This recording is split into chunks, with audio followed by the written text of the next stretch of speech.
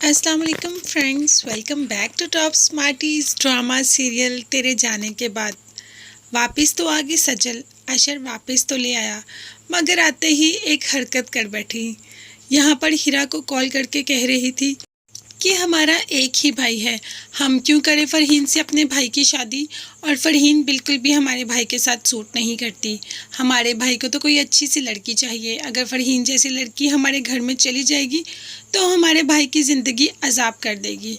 बस यही बातें करनी थी कि ऊपर से फरहीन और अशर भी आ गए और सजल की सारी बातें सुन ली। अशर तो बोलना शुरू हो गया सजल पे कि तुम इस तरह की हो, मैंने कभी सोचा भी नहीं था। यहाँ पर फरहीन भी रोना शुरू कर दिया। फरहीन को तो मौका चाहिए, वो तो वैसे ही चाहती है कि किसी न किसी तरीके हमाद के रिश्ते से उसकी जान छूट जाए। और साथ ही साथ माँ सोने पे सुहागा वो भी अंदर एंट्री मार ही लेती है और बोलना शुरू हो जाती हैं सजल पे कि हमने तुम्हें अपनी बेटी समझा और तुमने हमारे साथ क्या किया। ऐसी बातें मेरी बेटी के बारे में। मेरी छोटी सी बेटी है, किस्मत ने एक अजीब खेल खेला और तलाक हो गई, तो इसका क्या मतलब है कि तुम लोग अब उसको बातें सुनाओगे। जिस पर फरहीन कहना शुरू होगी कि आप जब ज़बरदस्ती मुझे किसी के गले में डालेंगे तो लोग तो बातें करेंगे ना। मैं क्या आप पर इतनी बोझ बन गई कि आप किसी के गले में भी मुझे बांध देंगे। तो अशर का कहना था कि ऐसी बात नहीं है फरियापी, मेरे होते हुए कोई आपको कोई बात कर ही नहीं सकता। मगर सज्जल अपनी इस हरकत पर बहुत शर्मिंदा थी। अशर को रोका, उसे माफ़ी मांगनी चाहिए, मगर अशर ने सज्जल की एक बात नहीं सुनी। वैसे ये हरकत सज्जल ने की बहुत गलत है, उसे एहतियात करनी चाहिए थी अगर उसने कोई ऐसी बात करनी भी थी तो। अशर सज्जल से बहुत मोहब्बत करता है, मगर इसके साथ साथ अपनी माँ बहनों से भी इंतहा की मोहब्बत करता है। वो सज्जल को भी नहीं छोड़ सकता और अपनी माँ बहनों को भी। मगर सज्जल का ये रूप उससे बर्दाश्त नहीं हो रहा। इस तरह की बातें तो वो एक्सपेक्ट कर ही नहीं रहा था सज्जल से कि कभी सज्जल ऐसा भी बोल सकती है। सज्जल सॉरी करने भी आई और फरहीन से सॉरी कहा, मगर फरहीन ने कोई बात का जवाब ही नहीं दिया। वो नहीं चाहती सजल से कोई बात करना, इसीलिए अशर उसको रूम से वापस ले गया। अब घर में कोई भी सजल की बात नहीं सुन रहा। पहले तो अशर सजल को हर तरीके से सपोर्ट करता था, अब तो अशर की सपोर्ट भी ख़त्म हो गई और सजल यही रो रही कि उससे क्या हो गया। वो ऐसा तो नहीं चाहती थी, मगर अब जो हो गया वो तो हो गया। बात करते हैं उधर हमाद की। माँ ने बताया कि घर वाले सजल को परेशान करेंगे, तुम प्लीज़ इस रिश्ते के लिए हाँ कर दो। मगर हमाद वो तो ज़िद पे अड़ा हुआ है कि कभी भी हाँ नहीं करूँगा, फरहीन से कभी भी शादी नहीं करूँगा। आपसे नहीं इनकार होता ना, मैं खुद जाके इनकार कर देता हूँ। और यहाँ पर माँ के लाख रोकने पर हमाद चल पड़ा घर सज्जल के इनकार करने के लिए। भला ऐसे भी कोई ऐसे रिश्ते के लिए इनकार करने के लिए जाता है, वो भी बहन के ससुराल।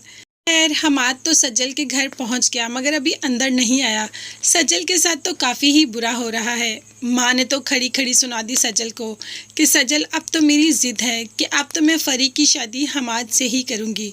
अगर फ़री की शादी हमाद से ना हो सकी तो। अभी बोलने ही लगी थी कि अशर ने पूछा तो क्या होगा अम्मी, तो फिर ये भी अपने घर जाएगी, सजल भी यहाँ नहीं रहेगी। अगर मेरी बेटी इनके घर में नहीं रह सकती ना, मेरी बेटी इनके घर में इनका जीना हराम करती है ना, तो ये भी हमारा जीना हराम करती है, ये भी यहाँ से चली जाए। सास ने इतनी बड़ी बड़ी बातें सुना दी और अशर कुछ कह भी नहीं पाया। सज्जल बेचारी वहाँ खड़ी रोती रही, अशर की तरफ देखती रही, मगर अशर ने तो कोई जवाब दिया ही नहीं। वो तो माँ की हाँ में हाँ मिला रहा है और ऊपर से हमाद जो कि इनकार करने के लिए आया ये सारी बातें सुन लेता है कि उसकी बहन के साथ कैसा बर्ताव हो रहा है, किस तरीके से उसकी बहन के साथ बोला जा रहा है और क्या क्या धमकियाँ दी जा रही हैं उसकी बहन को। तो क्या हमाद इनकार करके चला जाएगा। इनकार का मतलब अपनी बहन का हाथ पकड़ के उसको साथ लेके जाना। अब तो हमाद भी इधर आ गया, अब तो बात सबके सामने होगी। तो हमाद अपनी बहन को लेके कभी भी नहीं जाएगा और इनकार भी नहीं करेगा। वो अपनी बहन का घर बचाने के लिए अपनी मोहब्बत की कुर्बानी दे देगा। ऐसे ही तो करते हैं हमारे मशरक़ी भाई, जहाँ पे बात बहन या बेटी की आ जाती है तो अपना सब कुछ निछावर कर देते हैं। बस तो ऐसे ही है हमाद भी यहाँ पर रिश्ते के लिए हाँ करके अपनी बहन का घर बस्ता छोड़ के चला जाएगा। तो फरी का क्या होगा?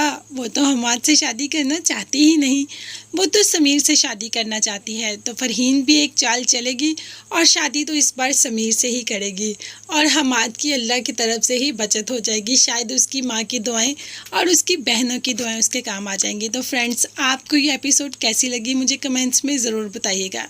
इसके साथ साथ मेरे चैनल को ज़रूर सब्सक्राइब कीजिएगा और साथ ही साथ बेल आइकन का नोटिफिकेशन है उसको ज़रूर प्रेस कर दें ताकि मेरी हर नई आने वाली वीडियो आप तक बआसानी पहुंच सके।